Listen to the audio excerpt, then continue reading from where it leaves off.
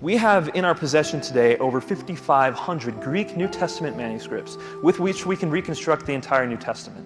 And if we didn't have any of the Greek New Testament manuscripts, we have over 10,000 Latin New Testament manuscripts. If we didn't have any of them, we have 8,000 Coptic Syriac manuscripts. If we didn't have any of them, we've got 36,000 quotations of the New Testament.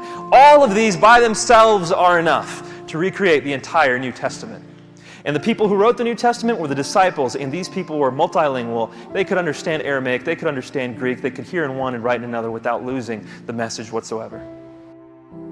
And so my friend David, after sharing arguments with me over the course of a year, it actually took a year to discuss the reliability of the New Testament, I began to conclude, hey, this book is actually reliable. There's no way that the New Testament, because of the way it was written and proliferated, there's no way anybody could have come and intentionally altered it such that it wouldn't have been caught.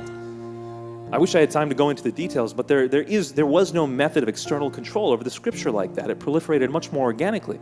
And he said, try me, let's do it. Let's study this together. Let's look into these things together. And I said, let's do it. And so we became friends. And so we started looking into these things. And I came up with a quick conclusion about the New Testament. And by quick, I mean it took me a year. But I figured out that the New Testament is truly accurate to what it originally said.